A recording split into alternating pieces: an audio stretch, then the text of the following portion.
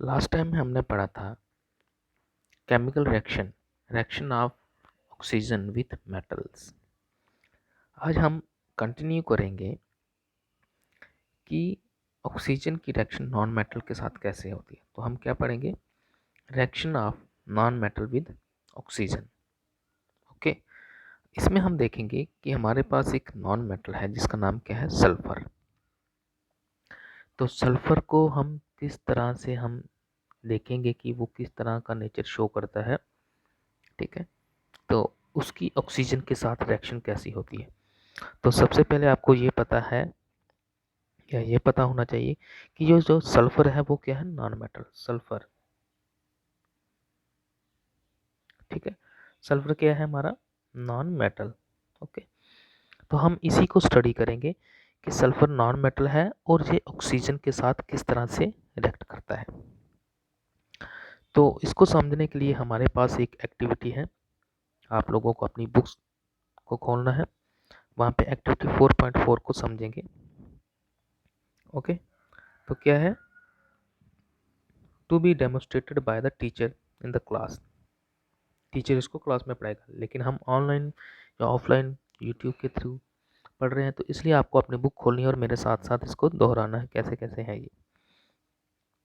Take a small amount of powdered sulphur in the deflagrating spoon and heat it. बोलता है आपको क्या करना है, एक स्पून होता है जिसमें हम क्या करते हैं, किसी पाउडर को क्या करते हैं, लेबोरेटरी में जलाते हैं।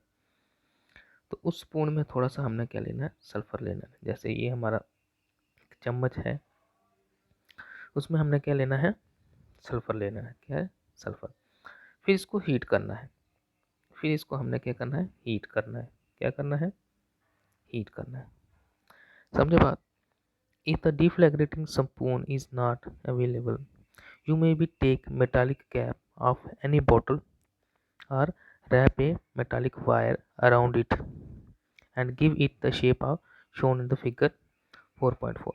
बोलता है अगर आपके पास ये स्पून नहीं है तो आपको क्या लेना है, एक इस तरह से ढक्कन लेना है, जैसे बोतल का ढक्कन होता है ना, इस तरह से एक ढक्कन लेना है, उसको एक तार बांध लेनी। फिर इसके बीच क्या डालना है, सल्फर डालना है, सल्फर का पाउडर ना। अब इसको हीट करेंगे। ओके, तो जैसे ही हमने सल्फर को लिया है, ठीक है, इस ढक्कन में लिया है या स्पून में लिया है, तो ये हमारा हो गया डिफ्लैग्रेटिंग स्पून, ये वाला, और ये हमारा जो हम खुद बना रहे हैं। तो इसमें जब सल्फर को हीट करेंगे तो सल्फर क्या करेगा, धुआं छोड़ेगा। ठीक है, यहाँ से धुआं छोड़ेगा। उसी टाइम पे हमने क्या करना है, जैसे as soon as the sulphur start burning, introduce the spoon into the glass jar, glass tumbler, cover the tumbler with a lid to ensure that the gas produced does not escape।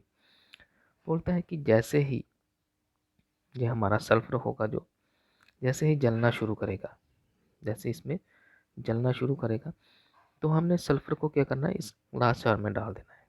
Okay, जैसे हम यहाँ पे देख रहे हैं कि sulphur को हमने क्या किया, जो ढक्कन के साथ ही धुआं निकल रहा था, तो उसको हमने इस टम्बलर में डाल दिया। ये हमारा क्या है, एक टम्बलर है शीशे का बना, इसमें हमने डाल दिया और ऊपर से लीड ढक्कन दे दिया। ठीक है, अब ये जो गैस बन रही है, सल्फर से धुआं निकल रहा है, उसको हमने बाहर नहीं जाने देना है।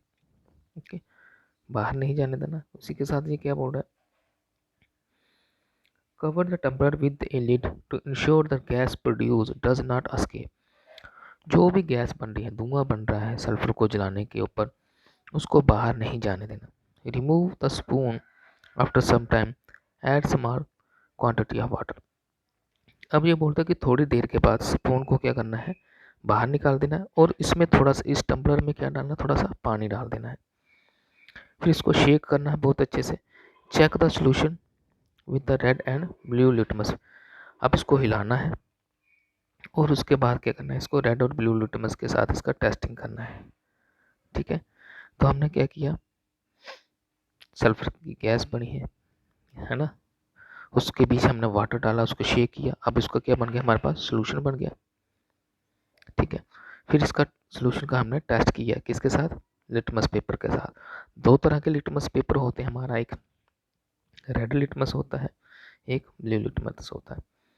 ठीक है, तो टेस्ट करने से हमें ये पता चलेगा कि ये सल्फर जो कि ऑक्सीजन के साथ रिएक्ट किया, फिर वाटर के साथ रिएक्ट किया, ये किस तरह का बिहेव, किस तरह का नेचर शो करता है, उसके बारे में पता चलेगा।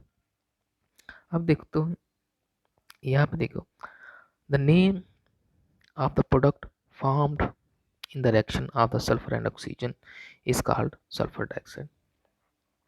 अब सल्फर और ऑक्सीजन इनके बीच रिएक्शन हुई, सल्फर को जलाया, ऑक्सीजन, देखो कोई भी चीज़ जलेगी वो ऑक्सीजन की मदद से जलेगी, तो बोलते हैं सल्फर और ऑक्सीजन के बीच जो भी रिएक्शन हुई तो जो नया प्रोडक्ट बनेगा वो क्या होगा, सल्फर डाइऑक्साइड। ठीक है, हमने लिख दिया SO2, ये sulphur dioxide.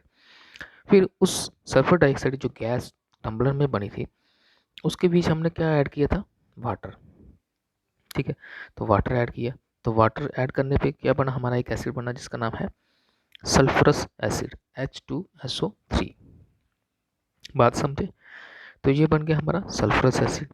The sulphurous acid turn blue litmus paper to red. अब सल्फरस एसिड ने क्या किया, ब्लू लिटमस को रेड में टर्न कर दिया। सल्फरस एसिड ने क्या किया, ब्लू लिटमस को रेड में टर्न कर दिया, समझे।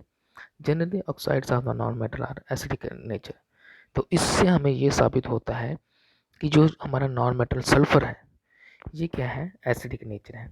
जब ब्लू लिटमस रेड में कन्वर्ट हो जाए तो हम बोल सकते हैं कि this is the non metal property. Okay, non metal की प्रॉपर्टी है क्योंकि वो कैसा नेचर शो कर रहा है, एसिडिक नेचर शो कर रहा है। Recall the name of the some of the laboratory acid and bases you have read in the class 7th class में कुछ हमने एसिड बेस के बारे में पढ़ा हुआ है, तो उसी के बारे में बोल रहे हैं। तो यहाँ पे हमें ये साबित होता है कि जो हमारे नॉन मेटल होते हैं वो एसिडिक नेचर के होते हैं। तो हमारा सल्फर था वो भी क्या था, नॉन मेटल है। सल्फर भी क्या है, हमारा नॉन मेटल है। तो इसने ब्लू लिटमस को किस में चेंज कर दिया, रेड में। इससे ये साबित होता है कि ये क्या है, एसिडिक नेचर। ठीक है, सल्फर से हमारा ऑक्सीजन के साथ क्या बना, सल्फर डाइऑक्साइड, और वाटर के साथ जब हमने क्या बनाया वो बना सल्फरस एसिड। ठीक है, ये आ गया हमारा सल्फरस एसिड। ठीक है, तो इससे हमें ये साबित होता है कि सल्फर है वो नॉन मेटालिक नेचर का है और ये एसिडिक नेचर का है, ये नॉन मेटल है और एसिडिक नेचर का, और ये सल्फरस एसिड बनाता है।